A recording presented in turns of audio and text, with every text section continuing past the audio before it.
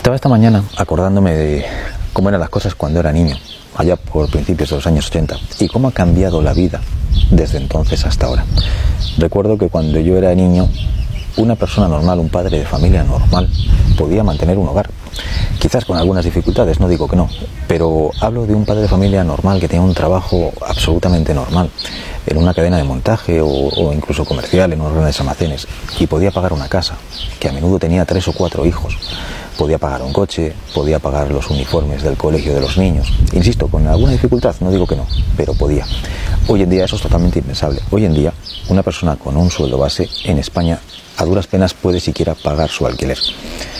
Echando un vistacillo a los sueldos y al coste de la vida que había en aquel entonces y al que hay ahora, para ver dónde está esa diferencia, por qué han cambiado tanto las cosas, he visto que, aunque los ingresos en aquel entonces eran 10 veces menos, el coste de vida también era 10 veces menos. Es decir, la moneda se ha devaluado, pero el coste de vida en términos generales se podría decir que es el mismo.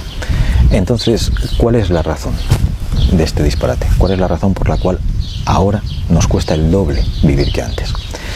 Si uno empieza a indagar y empieza a revisar las diferentes cargas impositivas que se han venido aplicando, en el caso concreto de España, pero supongo que en otros países será igual, desde hace 40 años a esta parte, enseguida llama la atención que los impuestos no han hecho más que subir y subir y subir y subir. El primer impuesto que empezó a aplicarse fue en el año 86 el IVA, que en aquel momento era del 12%. A hoy en día es el 21%. Luego se aumentaron los impuestos de sucesiones, los impuestos de patrimonio, el impuesto de aquí, el impuesto de allá. Luego empezamos a pagar por cosas por las que nunca habíamos pagado. Un ejemplo, las autopistas o aparcar el coche en la calle. Hoy en día pagamos por 1 millón de cosas por las que antes no pagábamos. Entonces, toda esa carga impositiva que ha hecho que nuestro coste de vida sea el doble, ¿a dónde va?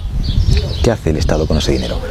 Porque de la España de 1980 a la España actual no hay tantas diferencias. En aquel momento había colegios igual que hay ahora, había hospitales igual que hay ahora, había carreteras igual que hay ahora. Además vivimos en una época tecnológica. Se supone que ahora cualquier gestión, cualquier trámite burocrático tendría que ser más sencillo. El Estado tendría que ser más eficiente, no menos eficiente. Si miramos las cifras de los funcionarios que había en España en aquel entonces y las que hay ahora, el resultado es demencial, una auténtica locura. En el año 1975, en España había 500.000 funcionarios directos, con una población de 40 millones de habitantes.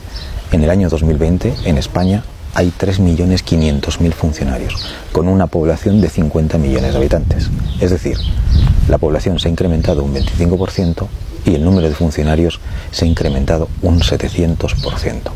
Es una auténtica barbaridad. Y ese es el punto, esa es la raíz y esa es la base de todos los problemas. Ese es el motivo por el cual nuestro coste de vida es ahora el doble o el triple de lo que era hace 40 años.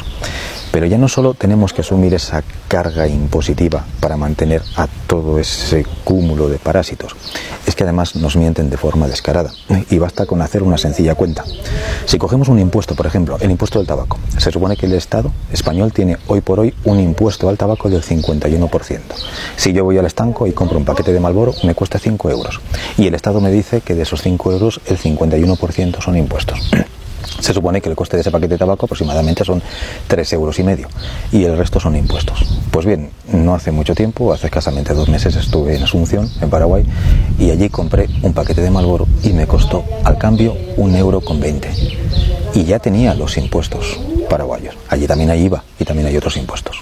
Es decir, ese paquete que el Estado me está diciendo que cuesta 3,5 euros, realmente cuesta menos de 1 euro. Y esos impuestos que el Estado me está diciendo que son un 51%, realmente son un 500%. Y esto es aplicable a la gasolina, a la luz y a todo ese millón de cosas por las que nos hacen pagar y no deberíamos pagar. Por eso, tu vida cada día es peor. El problema no es el trabajo, el problema no es el dinero, el problema es que nos están robando y mintiendo por todas partes.